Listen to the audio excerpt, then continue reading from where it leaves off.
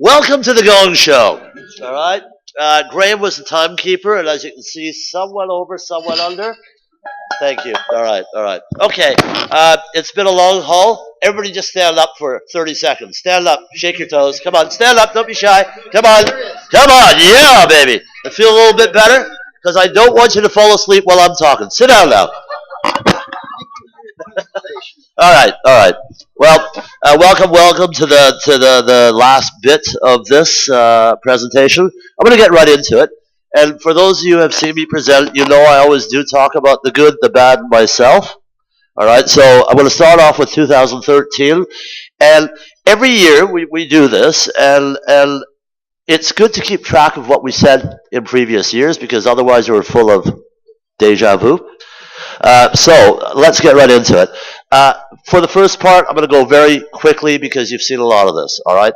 Bottom line, if I'm going to start off with the uglies. There's three major uglies. The first ugly is real estate. We've heard it is improving, okay, but it's still real estate is what makes the world go round, and it's pretty slow right now. Okay. I think one of the things though. For those of you looking for office space right now, perfect time. Rents in Hanoi for a grade B, I just got $12 per square meter. I just got my rent down here in Ho Chi Minh City by 27%. So not a bad time if you happen to be a tenant. The other ugly, we've heard a lot about the bad debt. Okay, and I think both Don and Victoria have mentioned this.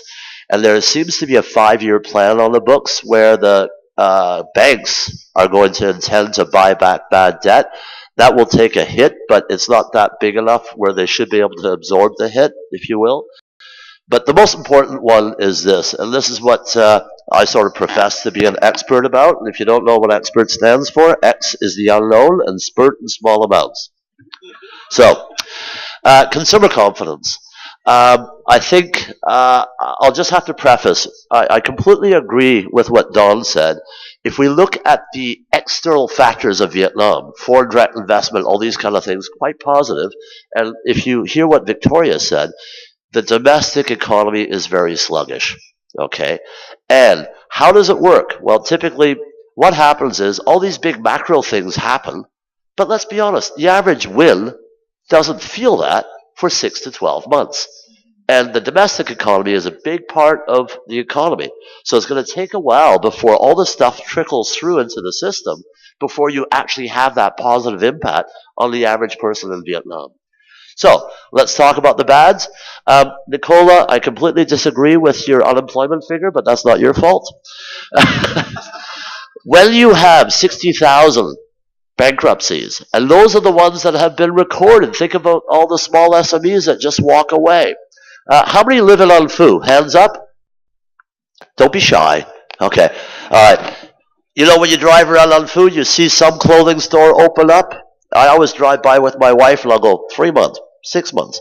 The amount of stores that open and close are pretty phenomenal in this area, and that will continue to happen. Okay. Another bad is the stagnation of FMCG. Okay, last year we had 4.3% volume growth. So that's the actual amount of hectoliters of beer, hectoliters of shampoo. This year it's 5.4%. Okay, now that's volume. 5 years ago, volume growth was 10, 12, 14%. All right, so that is, I think that's one of the major indicators of what's happening in Vietnam. Okay, in terms of the good, GDP growth at 5.4%, I think, is excellent. The reason I say it's excellent, a lot of the speculation is out of the economy. I think someone showed before 32% real estate, and it was all rubbish. It was all bunk, right? So I think this growth is actual real growth without a whole lot of speculation, and that's what I find very positive. Another one, foreign direct investment. You see here, there's a difference between pledged and registered, all right? But still, you know, I think it was 2008, right after WTO, there was $70 billion worth of pledged, $4 billion Canadian casinos and blah, blah, blah. I think this is a bit of a reality check. If we do see disbursement of $11, $12 billion, I think that's pretty bloody good. And take a look at countries like Indonesia and the Philippines. We stack up quite nicely. Okay? Other goods, we've already heard about exports, so I don't need to say too much about that.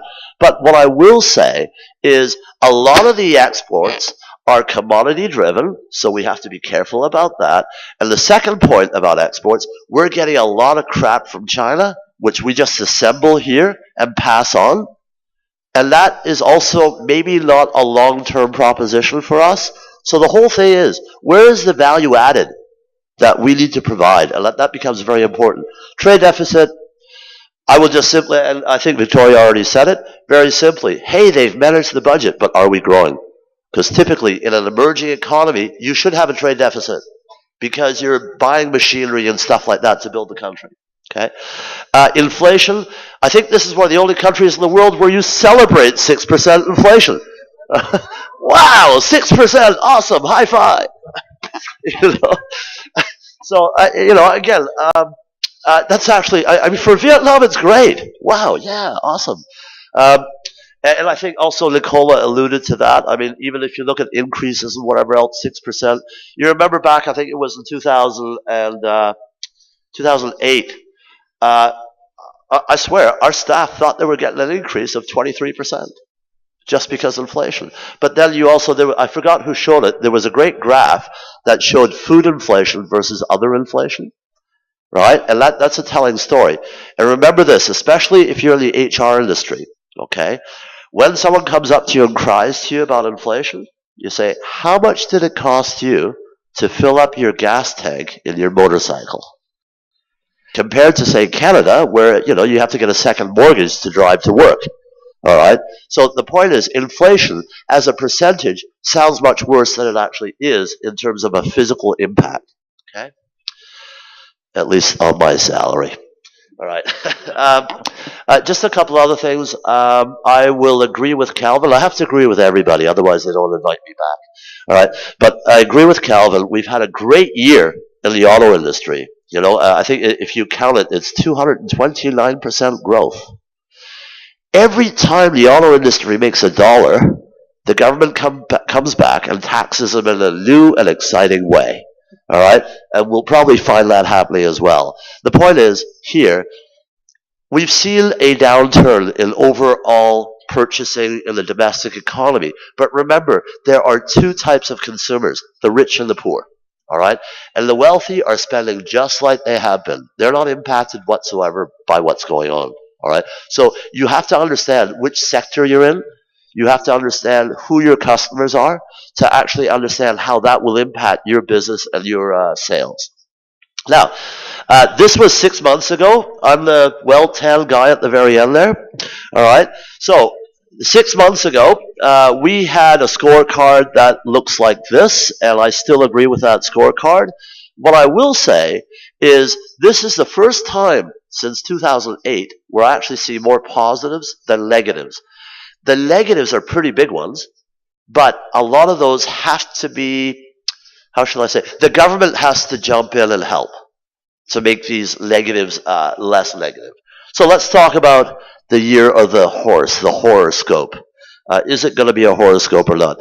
Anybody from Calgary here? Look at that, baby. Look at that. That's a hockey team logo. All right. Now, I want to get back to consumer confidence because this is pretty important. All right. As I said, there's always a lag effect in terms of the macros impacting the average person. Now, as I said, I've been here for 19 years, and typically what you see is Vietnam goes down, then there's a rebound. Vietnam goes down, there's a rebound. I think there's 2 points here. Consumers don't stop spending, but they make hard choices. I no longer am going to buy the plasma TV or the car, but maybe I'll buy some new shoes or Rush chocolates or whatever else. So spend continues, but the habits break. Okay? Is there an echo in here? I really hear that. Now for my next karaoke number. The other one is, we're all human, and the point is we all want things.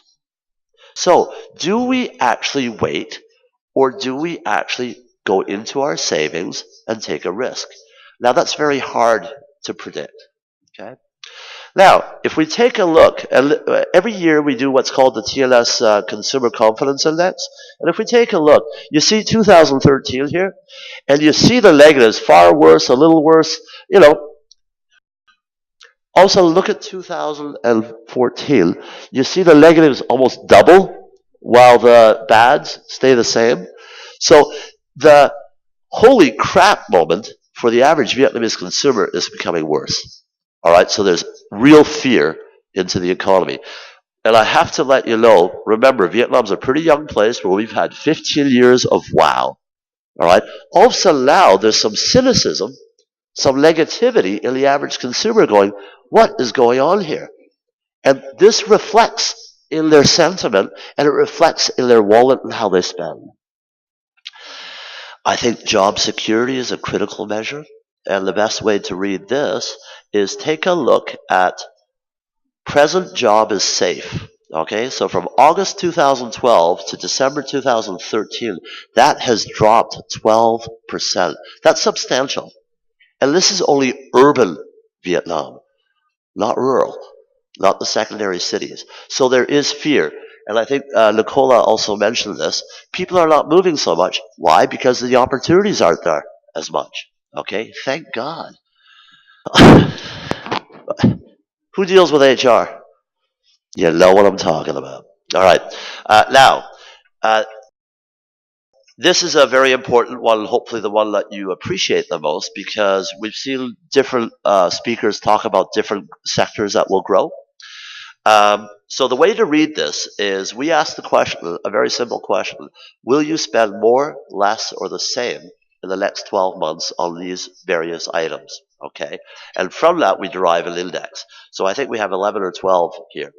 And what you see for the 5th year in a row, education and healthcare are the single highest growers. Okay, typically food and beverage and all the other ones switch places. But if you're in education, if you're in healthcare, if you're in food and beverage, you're safe. There's going to be growth. All right. What's interesting, in beverages just continues to grow, but it's led by health elements, i.e. milk, tonic food drink like Milo and things like this. If you're in the packaged food industry, be careful. What's happening is people are not buying Whiskas or spaghetti in a can or whatever. They're going back to the wet market. They're going back to the traditional trade to purchase because they're saving money. All right. So, and we have all these figures in great detail, but I don't want to bore you with that. What's interesting, people talk about like entertaining and dining out is reduced.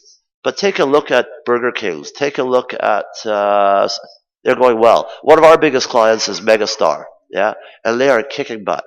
People are getting rid of the blues by going to see the movies.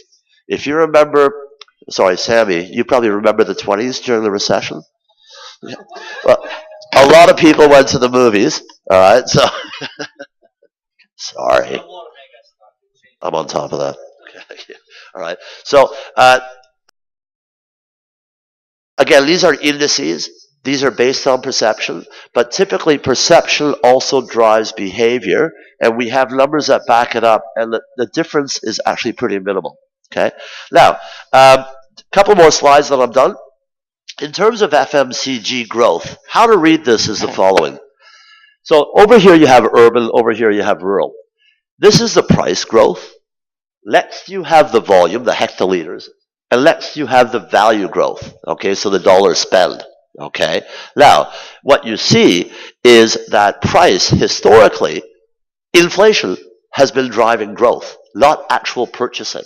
Okay, so and that's why a lot of companies can no longer pass on the inflationary costs to their customers, to their consumers. Okay, but my simple point here is take a look at rural Vietnam. Rural Vietnam is actually doing much better than urban Vietnam. Why? Urban Vietnam is quite saturated. Rural Vietnam is still quite open, all right? And not that many players are in rural Vietnam because it does cost quite a bit to advertise, to distribute, so on and so forth. Now, the one other thing that's happened, typically, modern trade has grown quite quickly at, between 15 to 20% year on year, all right? Or 1% of total retail. Now, retail, I think, was $121 billion. However, 82% of that spend comes from traditional trade, and only 17% comes from modern trade. So the contribution of modern trade has gone down while traditional trade has gone up. So if you're in marketing, if you're in distribution, take note of that because there's a change afoot. People are going back to more traditional ways of shopping and whatever because they're trying to save money. Okay, and I'm going to leave you with sort of recessionary trends. This comes from qualitative when we talk to people in focus groups and whatnot, and we came up with a couple key trends to consider. Vietnamese are becoming much more brand conscious, all right? Because they're much more brand conscious, they're willing to sacrifice a little bit of quality, a little bit of aspiration to get cheaper price. So pricing becomes absolutely integral, as does the brand equity that the brand holds. They're choosing bigger SKUs, all right? Bigger SKU means package. So in other words, they're buying larger on volume, simply because they realize they can save money, okay? I don't know whether it's common thoughtful. How shall I say? My wife is not common thoughtful when she shops, but it seems to be that a lot of Vietnamese women in Vietnam are common thoughtful when they shop. And there's still a lot of optimism about the future, because what happens is people see their plight and go, oh my gosh, but Vietnamese are naturally optimistic because of where they've come from in the past. So Vietnam needs some good news is what I'm trying to say. So my forecast is this. 2014, in terms of consumerism, I think is going to actually get worse for a little bit because of the confidence level. Okay, we still need to get the real estate market back up and the bad debt. And there's going to be a level of stagnation because people will actually choose cheaper products. So the value actually might go down or decrease in growth. On a positive, and I can barely read this, on a positive, I'll give you an example. Market research spend in Thailand is $120 million, all right? Advertising spend in Thailand is close to $4 billion with 60 million people. Vietnam has 90 million, and we spend 50 million on research and 120 billion or 1.2 billion on advertising. So it just stands to reason that we could grow that level by 3 times over the next years. So you just got to look at, say, Thailand's actually not a bad comparison, right? But understand we're 10, 15 years behind Thailand in terms of evolution. All right, so largely untapped market still. We do have the new ASEAN Trade Forum supposedly coming through in 2015. I think for certain sectors that will be a gold mine for Vietnam, an absolute gold mine. It is more competitive. I think Vietnam is out of the emerging economy thing. Like remember that Wayne's World? Book them, they will come. Build them, they will come. That's gone. It's actually, we're in a real competitive market economy today. And that's actually good for smart companies. It's bad for the ones who just built it and came. Rural Vietnam is a wonderful opportunity. Cheaper cost of entry is wonderful. Inflation is presently in check, all right? And remember, again, I'm talking about consumerism here mostly. Consumers don't stop spending. They just change the habit of how they spend, all right? So my final observation is, I think we have hit bottom. Okay. Do you remember what happened in 2009 at the start? The Vietnamese government gave us a 6-month personal income tax holiday. Now, let's go back very briefly and look at 2009. So this was collected in December 2009. Look at what happened in 2010. So, anybody here from the government? I want a tax break. Okay?